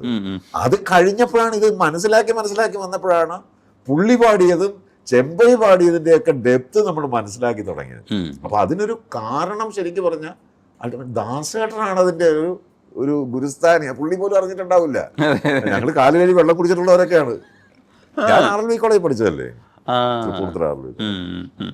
അത് കഴിഞ്ഞിട്ട് ജയചന്ദ്രൻ സാറിന്റെ പാട്ട് എപ്പോഴും മുതൽ? ജയചന്ദ്രന്റെ പറഞ്ഞാൽ ഇവര് രണ്ടുപേരുമാണ് നമ്മുടെ പാട്ടിലെ ഇഷ്ടഗായകരെന്ന് പറഞ്ഞാൽ. എനിക്ക് ഞാൻ ജയചന്ദ്രൻ ഞാനൊരു കാസറ്റ് പ്രൊഡ്യൂസ് ചെയ്തിട്ടുണ്ട്. അച്ഛനും പാടിയിട്ടുണ്ട്, ഞാൻ പാടിയിട്ടുണ്ട്. പക്ഷെ വെളിയിൽ വന്നിട്ടില്ലെന്നേ ഉള്ളൂ. കാസറ്റായിട്ട് ഇറക്കിയതാ അന്ന്. ഓണപ്പൂവും തുമ്പികളും എന്നാണ്. അതിനകത്ത് ജയേട്ടനാണ് 2 പാട്ട് പാടിയിട്ടുണ്ട്. മനോ തമിഴിലെ മനോ പാടിയിട്ടുണ്ട്. അരുന്ധതി മാഡം പാടിയിട്ടുണ്ട്. പിന്നെ അച്ഛനും ഞാനും ഒരു ഡ്യൂവറ്റ് പാടിയിട്ടുണ്ട്. അച്ഛനും ഞാനും ദലീമൻ. ഒരു നല്ല പാട്ടാണ്, രസമുള്ള പാട്ടാണ്. അത് തമിഴ് ടച്ചുള്ള പാട്ട്. പിന്നെ ഞാനൊരു സോളോ പാടിയിട്ടുണ്ട്. അത് മ്യൂസിക് ചെയ്തിരിക്കുന്നത് കുമരകൻ രാജപ്പൻ. അടിപൊളി, നല്ല പാട്ടുകളാണ്. എഴുതിയിരിക്കുന്നത് ബിച്ചു തിരുമല, എഴയാച്ചേരി രാമചന്ദ്രൻ. നല്ല കവിതകളോ. അതെ, എന്തേ പുറത്തു വരാത്തപ്പോ? അത് ഈ പറഞ്ഞ പോലെ വാശി. കാര്യം ഞാനതൊരു ബിസിനസ്സാക്കി നടത്താനായിട്ടില്ല. പക്ഷേ ഇവിടെ അന്നേരത്തെ ഈ മ്യൂസിക് പ്രൊഡക്ഷൻ കമ്പനികളുണ്ടല്ലോ, അങ്ങനെ കുറച്ചധികം ഈ ഓഡിയോസ് എന്നൊക്കെ പറഞ്ഞുകൊണ്ട് ഉള്ള പേരുകളുള്ളതുണ്ട്. എനിക്കിതിൻ്റെ ഈ ഒരു ബിസിനസ് അറിഞ്ഞുകൂടാ. ഞാനൊരു നല്ല പാട്ട് എൻ്റെ അടുത്ത് രായപ്പൻ ചേട്ടൻ ഇങ്ങനെ കുറച്ച് ട്യൂൺസ് പറഞ്ഞപ്പോൾ എനിക്കത് ഇഷ്ടപ്പെട്ടു. ആ ട്യൂൺസിനെ അപ്പോൾ എനിക്കൊരു ആഗ്രഹം ഉണ്ടായിരുന്നു, അച്ഛനെ കൊണ്ടൊരു പാട്ട് പാടിക്കണമെന്നൊരു വലിയ ആഗ്രഹം ഉണ്ടായിരുന്നു. അപ്പോൾ ഒരു കാസറ്റ് ഇറക്കുമ്പോൾ തിലകൻ്റെ പാട്ട് മാത്രം പോരല്ലോ.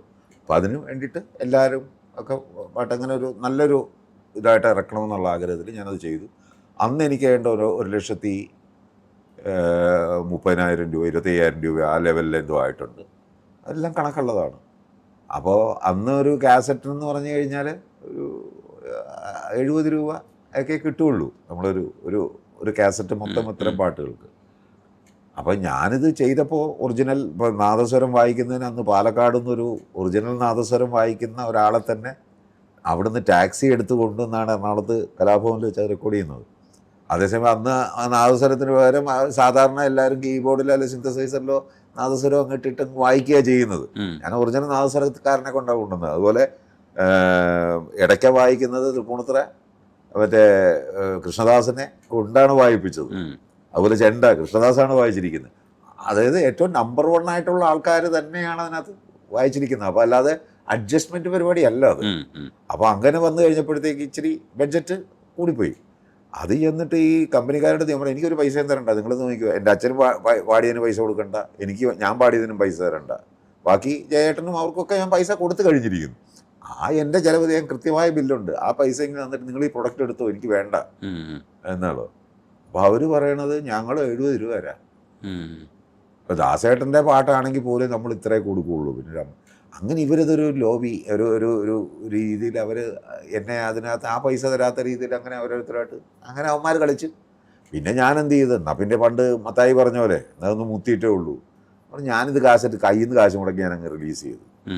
അപ്പോൾ അവിടെ അവന്മാർ കളിച്ച് ഇത് കാസറ്റ് വാങ്ങിച്ച് വെച്ച് വിറ്റിട്ട് എനിക്ക് കാശ് തരുത്തല്ല. ഞാൻ പിന്നെ ആളെ വെച്ചിട്ട് ഓരോരുത്തരെയും വെച്ച് പിരിക്കണ്ടേ കാശ്. ഞാനതങ്ങ് വിട്ട്. എന്തായാലും പാട്ട് പുറത്തു വന്നു. പാട്ട് കുറച്ചൊക്കെ കേട്ട ആൾക്കാർ. പക്ഷേ അത് കേട്ടിട്ടില്ല പലരും. എന്തെങ്കിലും ഒന്ന് ഇറക്കണം. ഇപ്പം AI വന്നുകൊണ്ട് ഞാൻ ആ പാട്ട് വെച്ചിട്ട് അച്ഛനെ ഒന്ന് റീക്രിയേറ്റ് ചെയ്യാന്ന് വിചാരിക്കുന്നു. ആ അടിപൊളി.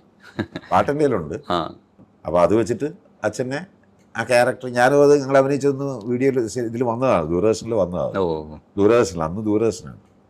അപ്പോൾ അതേപോലെ അതൊരു ഇച്ചിരി ഈ തമിഴ് ക്യാരക്ടേഴ്സാണ്. ഈ നമ്മൾ ഇത് പറയത്തില്ലേ എന്താണ് അരയന്മാർ, ഈ തേനയും ഒക്കെ എടുക്കുന്ന അങ്ങനത്തെ ഒരു കഥാപാത്രമാണ്. ഓ അങ്ങനത്തെയാണ്. അതിനകത്ത് അച്ഛൻ പറയുന്ന അച്ഛൻ്റെ വരികൾ ഇതാണ്: എന്നാടാ നീലാ നീ എന്നാത്തേ ചൊല്ലறது, എങ്കടാ നീ പോறது കേരളാവുക്കാ. അപ്പം ഞാൻ ആമാ താത്ത അങ്ങെ ചിങ്കന്താനെ മാതം. അപ്പോൾ അച്ഛൻ ആമാണ്ടാ മക്കാ നീ അങ്ങ പോയി ചേർந்துக்கோ, ആ കാട്ടുതേനും കടമങ്കൊമ്പും തേവാങ്ക അങ്ങ് തെറ്ററും വിക്കലാമടാ അരയറയോ നല്ല കവിതയാണ്, പാട്ടുകളുമാണ്. ബിച്ചുവേട്ടൻ എഴുതിയേക്കുന്നത് നല്ല രസമാണ്. അതുപോലെ ദിലീപ പാട് എന്നെണ്ണ ചിന്നെണ്ണ എന്നെണ്ണ ചിന്നെണ്ണ ചിങ്കണ്ണ എന്നെ. ചിങ്കം എന്ന് പറഞ്ഞാൽ സിംഹം എന്നുള്ളതാണ്. ചിങ്ങമാസമാണ് ഉദ്ദേശിക്കുന്നത്.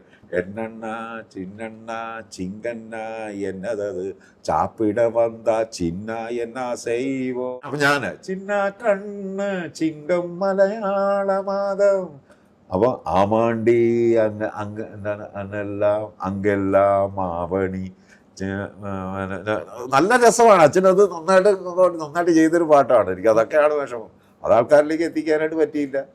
ഞാനത് ലാഭം നോക്കി ചെയ്തതല്ല, പക്ഷെ എന്നെ അത് മുടിപ്പിക്കാനായിട്ട് അവരെല്ലാം കൂടെ ശ്രമിച്ചു.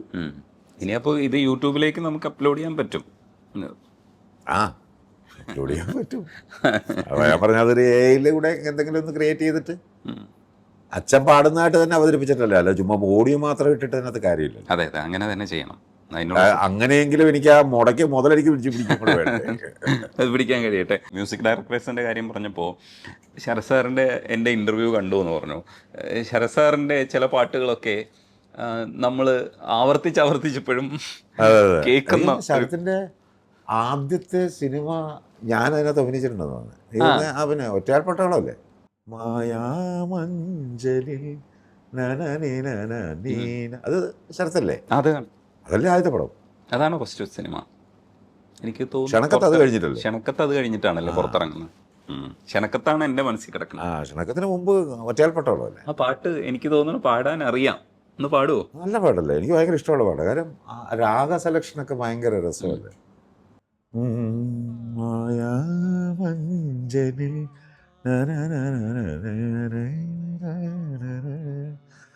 ആരും ആരും പാടാത്ത പല്ലവി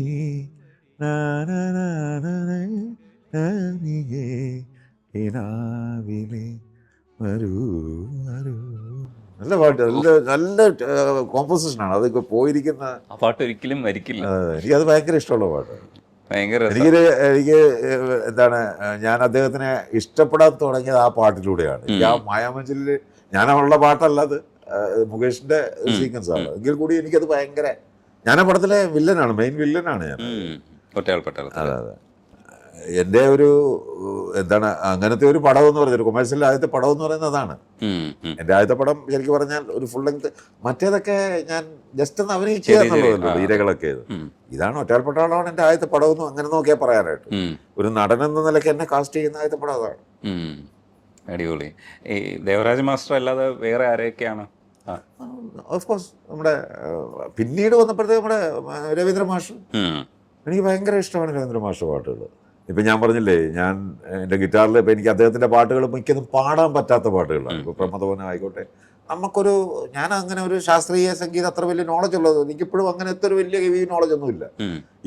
ഇങ്ങനെയുള്ള കാര്യങ്ങൾ പഠിക്കപ്പെട്ട നാടകത്തിലാണെങ്കിലും ഒത്തിരി മ്യൂസിക് ഡയറക്ടർമാരുമായിട്ടൊക്കെ ഇഷ്ടം, അർജുനൻ മാഷൊക്കെ അങ്ങനെയൊക്കെ ഞങ്ങൾ ഒത്തിരി കണക്ട് ചെയ്തിട്ടുള്ളതുകൊണ്ട് അവരൊക്കെ ഈ പാട്ടുകൾ ചെയ്യുമ്പോൾ ഈ രാഗത്തെക്കുറിച്ചും കാര്യങ്ങളെക്കുറിച്ചൊക്കെ കൂടുതൽ മനസ്സിലാക്കിയിട്ടുണ്ടെന്നുള്ളത് സത്യമാണ്. പിന്നെ ഈ പറഞ്ഞ പോലെ ഗിറ്റാർ പഠിക്കുന്നതിൻ്റെ കാര്യം എന്ന് പറഞ്ഞാൽ എനിക്ക് പാടാൻ പറ്റാത്ത പാട്ടുകൾ ഞാൻ ഗിറ്റാറിൽ വായിക്കാറുണ്ട്. ഇപ്പോൾ തന്നെ ഞാൻ അങ്ങനെ ഒരു സ്ഥലത്ത് വെച്ചൊരു പാട്ട് ഞാൻ പാടി, മറ്റേ ഇതില്ലേ കാശ്മീരിൽ ചെയ്ത പടം, മേജർ രവിയുടെ കീർത്തി ചക്ര, അതിൽ ഞാനുണ്ടല്ലോ. അപ്പോൾ അതിൽ ഒരിക്കൽ ഒരു ഇതിൽ ഞങ്ങളൊരു പ്രസിഡൻറ്റ് എന്താണ് ഈ ആർമിയുടെ ഒറിജിനൽ സ്ഥലത്ത് വെച്ച് തന്നെയായിരുന്നു എൻ്റെ ഷൂട്ടിങ്. അതിൻ്റെ ഒരു പാർട്ടിക്ക് പോയി, നൈറ്റ് ഒരു ഡിന്നറിന് പോയിരുന്നു. അപ്പോൾ അവിടുത്തെ ഒരു മത്സരമുണ്ട്, ഒരു ബിയറാണ്, ഒരു ബിയർ ബോട്ടിലാണ്, അല്ല ബിയറല്ല ഷാമ്പെയിനാണ് അതിൻ്റെ പ്രൈസ് കിട്ടുന്നത്. അപ്പോൾ അതിൽ ആർട്സിൽ ഒരാൾക്ക്, സ്പോർട്സ്, 2 ഇതാണ്. അപ്പോൾ സ്പോർട്സിൽ അന്ന് പ്രൈസ് കിട്ടിയത് ലാലേട്ടൻ്റെ ട്രെയിനറായിട്ടുള്ള ഒരാളുണ്ടായിരുന്നു, ഫിസിക്കൽ ട്രെയിനർ. അദ്ദേഹത്തിനാണ് അത് ഇങ്ങനെ പുഷപ്സ് എടുക്കൽ അങ്ങനെയൊക്കെയുള്ള കാര്യങ്ങളൊക്കെയാണ് അദ്ദേഹത്തിനാണ് കിട്ടിയത്. ഈ പറയുന്ന ആർമിയിലെ പല ആൾക്കാരും നിൽക്കെ ആണ് അന്ന് കിട്ടിയെന്ന് ഓർക്കുക. ലാലേട്ടൻ്റെ ട്രെയിനർക്കാണ് കിട്ടിയത്. ആർട്സിൽ എനിക്കാണ് കിട്ടിയത്. എല്ലാവരും ഈ പറയുന്ന എല്ലാവരും ലാലേട്ടൻ അടക്കമുള്ള ആൾക്കാരെല്ലാവരും അതിൽ കോമ്പറ്റീഷൻ പങ്കെടുത്തിട്ടുണ്ട്. എല്ലാവരും പാട്ട് പാടുകയും ഒക്കെ ചെയ്യണം. അതിൽ എൻ്റെ ഹൈലൈറ്റ് പാട്ട് എന്ന് പറഞ്ഞാൽ നിങ്ങൾ വിശ്വസിക്കത്തില്ല, ഭഗവാൻ എന്നൊരു പാട്ടുണ്ട് റാഫി സാഹിബിൻ്റെ, ഒരു ഹിന്ദി പാട്ടുണ്ട്. അതാണ് ഞാൻ പാടിയത്. ആ പാട്ടറിയാം? ഇല്ല, ആ പാട്ട് പാടി എനിക്ക് ജന്മത്തിൽ ചിന്തിക്കാൻ പറ്റില്ല, ആ പ്രായത്തിന് ഇപ്പം ഒന്നും പറ്റത്തില്ല. അറിയില്ല പാട്ട്? പാട്ട് കേട്ടാൽ ഞാൻ പറയാം. ഓ ദുനിയാ കേ രഖ്വാലേ സുൻ ദർദ് ഭരേ മേരെ നാലേ സുൻ ദർദ് ഭരേ.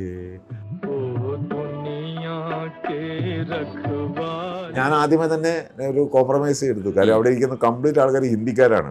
കാര്യം അവരെ പിടിക്കണമെന്നുണ്ടെങ്കിൽ നമ്മൾ മലയാളം പാട്ട് പാടിയിട്ട് കാര്യമില്ല. പിന്നെ ഞാൻ വജ്രായുധ കാര്യം പല കോമ്പറ്റീഷൻ പല ലാലേട്ടടക്കം നിൽക്കുകയാണ്. നമുക്കവിടെ തോക്കുക എന്ന് പറയുന്ന എല്ലാവർക്കും ഒരു വിഷയമാണല്ലോ. മത്സരം എന്ന് പറയുമ്പോൾ മത്സരം തന്നെയായിരിക്കണം. അഭിനയം പോലെ അല്ല, ഇതൊരു മത്സരമാണ്. ആ ഷാമ്പയിൻ ഒരു ചെറിയ ബോട്ടിലാണെങ്കിൽ കൂടി അത് നമുക്ക് അവിടെ വെച്ച് തരിക എന്ന് പറയുന്നത്, അത് ലാലേട്ടനാണ് തന്നതെന്ന് ഓർക്കണം. അത് അത് വാങ്ങിക്കുക എന്ന് പറയുന്ന ഒരു വലിയ ഇതാണ്. അപ്പോൾ അന്നേരം ഞാൻ നോക്കിയപ്പോൾ പലരും വന്ന് പല പാട്ടുകളും പാടുന്നുണ്ട്. ഞാൻ വേറെ 2-3 പാട്ട് ഞാൻ പാടി കഴിഞ്ഞിരിക്കും, മലയാളം പാട്ടുകൾ പാടി കഴിഞ്ഞു. പിന്നെ പിടിച്ച് നിൽക്കണമെങ്കിൽ ഒറ്റ മാർഗ്ഗം ഇന്നതേ ഈ ഹിന്ദിക്കാരെല്ലാവരും പിടിക്കുക. അപ്പോൾ അതിന് ബെസ്റ്റ് മാർഗ്ഗം ഹിന്ദി പാട്ട് പാടുക. അപ്പോൾ ഹിന്ദി പാട്ടും അവിടെ പാടുന്നുണ്ട്. അപ്പോൾ പിന്നെ ഞാൻ ആലോചിച്ചു, ഇനി ഹിന്ദി പാട്ടിൽ ഇവർക്കാർക്കും പറ്റാത്തൊരു പാട്ട് പാടുക എന്നുള്ളതേ ഉള്ളൂ. അതിന് ഇതേ മാർഗ്ഗമുള്ളൂ. ഏത്? ഈ പാട്ട്. അപ്പം ഞാൻ ആദ്യം പറഞ്ഞു എനിക്ക് ഹിന്ദി അറിയില്ല. ആദ്യം മേജറിനെ കൊണ്ട് ഞാനത് പറയിച്ചു. എന്തെങ്കിലും തെറ്റ് പറ്റുകയാണെങ്കിൽ ക്ഷമിക്കണം എന്ന് പറഞ്ഞിട്ട് അനൗൺസ് ചെയ്ത് അത് കഴിഞ്ഞിട്ടാണ് പാടിയത്. ഭയങ്കര കൈയടിയായിരുന്നു. അവസാനം ആ റഖ്വാലെ എന്ന് പറഞ്ഞ് നമ്മൾ ഏകദേശം ഒരു 5-6 പ്രാവശ്യം ടോപ്പിൽ പോകുന്നുണ്ട്. അത് ഒക്കെ മാക്സിമം അറിഞ്ഞങ്ങ് ചാർത്തി കൊടുത്ത് പ്രൈസ് കിട്ടി. ഈ ബാത്റൂം സിംഗിങ് ഇപ്പോഴും തുടരുന്നുണ്ടോ? ഇല്ല, ഇപ്പം ഇല്ല. ഇപ്പം സിംഗിങ് വളരെ കുറവാണ്.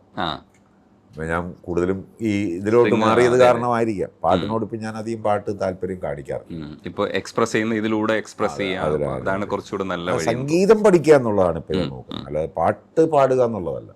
സംഗീതം എനിക്ക് പഠിക്കണം. അതെനിക്കൊരു വലിയൊരു കാര്യം. അതിന് ഒരു ഇൻസ്ട്രുമെന്റ് പഠിച്ചാൽ നമുക്ക് പെട്ടെന്ന് ഈ നൊട്ടേഷൻ എനിക്ക് ഇത് ചെയ്യാനായിട്ട് കൃത്യമായിട്ട് പണ്ട് അറിയില്ല. കാര്യം സ്വരസ്ഥാനങ്ങൾ കൃത്യമായിട്ട് കിട്ടുക എന്നുള്ളത് അതെനിക്കൊരു ഇച്ചിരി ഇപ്പോഴും ബുദ്ധിമുട്ടുണ്ട്. അപ്പോൾ അത് ഒന്ന് വശത്താക്കണമെങ്കിൽ ഒന്നുകിൽ നമ്മൾ വരിശകളും ഒക്കെ പാടി പാടി പാടി ശീലിച്ചാലേ പറ്റുള്ളൂ, അല്ലേ? നമ്മൾ സ്വരസ്ഥാനം പഠിക്കണമെങ്കിൽ വരിശകൾ പാടി പാടി പാടി പാടി പാടി പ്രാക്ടീസ് ചെയ്തെങ്കിൽ മാത്രമേ നമുക്കത് ചെയ്യാൻ പറ്റുള്ളൂ. അതിനുള്ള ഒരു ക്ഷമയൊന്നും ഇപ്പോൾ ഇല്ല. പിന്നെ അത് തന്നെ അത് കൃത്യമായിട്ട് ചെയ്യണം. മറ്റേ ഇതാകുമ്പോൾ ഇത് നമ്മൾ മസിൽ മെമ്മറി ആണല്ലോ ഇതിനകത്ത് ആവശ്യം. പിന്നെ കയ്യിൽ തഴമ്പ് വരിക എന്നുള്ളതാണ് ഇതിൻ്റെ ഒരു ആവശ്യം. അതെനിക്ക് ആയി തുടങ്ങിയിട്ടുണ്ട്. അത്യാവശ്യം നല്ല തഴമ്പുണ്ട് കൈക്ക്, അത് ആയിക്കൊണ്ടിരിക്കുന്നു. അപ്പോൾ അങ്ങനെ പ്രാക്ടീസ് ചെയ്ത് അടുത്ത നമ്മുടെ ഇൻ്റർവ്യൂലെന്ന് എന്ന് പറയുന്നത് നമ്മളൊരു കച്ചേരി ആയിരിക്കും നടത്തുക. അപ്പോൾ തീർച്ചയായിട്ടും അങ്ങനെ ഒരു ദിവസം ഭയങ്കര ഹാപ്പി ആയിട്ട് ഇരിക്കാൻ കഴിയട്ടെ. ഞാൻ അതിൻ്റെ മാസ്റ്ററുടെ അനുവാദത്തോടെ അല്ലാതെ ഞാൻ ചെയ്യില്ല. എൻ്റെ അച്ഛൻ്റെ 8-ാം തീയതി എൻ്റെ അച്ഛൻ്റെ ബർത്ത്ഡേ ആണ്. മരിച്ച ആൾക്കാർ ബർത്ത്ഡേ ആഘോഷിക്കാറില്ല എങ്കിലും അദ്ദേഹത്തിൻ്റെ ഒരു ആഗ്രഹമായിരുന്നു ഈ പാട്ട്, ചന്ദ്രകളഭം ചാർത്തി ഉറങ്ങും തീരം.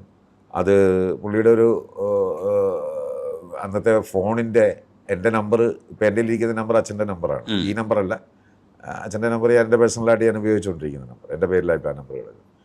ആ നമ്പറിൻ്റെ കോളർ ട്യൂണില്ലേ, അത് ഇത് വെക്കണം, ഈ പാട്ട് വെക്കണമെന്ന് ഞാനിപ്പോൾ എൻ്റെ ആ ഫോണിൽ വിളിച്ചാൽ നിങ്ങൾക്ക് അത് കേൾക്കാം. അച്ഛൻ്റെ നമ്പറിലേക്ക് വിളിച്ചാൽ ഇപ്പം ഞാനതാണ് വെച്ചിരിക്കുന്നത്. അപ്പോൾ അത് ഞാൻ ഗിറ്റാറിൽ വായിച്ച് അത് ആ കോളർ ട്യൂണായിട്ട് ഇടണമെന്നുള്ള ഒരു ആഗ്രഹം എനിക്കുണ്ട്. തീർച്ചയായിട്ടും അച്ഛൻ ചിലപ്പോൾ അങ്ങനെ വിളിച്ചാൽ പുള്ളി ഇത് കേട്ടോട്ടെ. ഈ മനോഹര തീരത്ത് തരുമോ ഇനിയൊരു ജന്മം കൂടി. ഈ കഠോരമായ ശബ്ദത്തിനുള്ളിൽ വളരെ മൃദുവായിട്ടുള്ള ഒരു ഹൃദയം ഉണ്ടെന്നാണ് എനിക്ക് ഈ കോൺവെർസേഷൻ കഴിയുമ്പോൾ മനസ്സിലാക്കാൻ പറ്റുന്നത്. അതങ്ങനെ തന്നെ എക്സ്പ്രസ് ചെയ്തതിന് നന്ദിയുണ്ട്. എനിക്ക് ഞാനായിട്ടിരിക്കാനല്ലേ പറ്റൂ. അതെ, തീർച്ചയായിട്ടും. Thank you.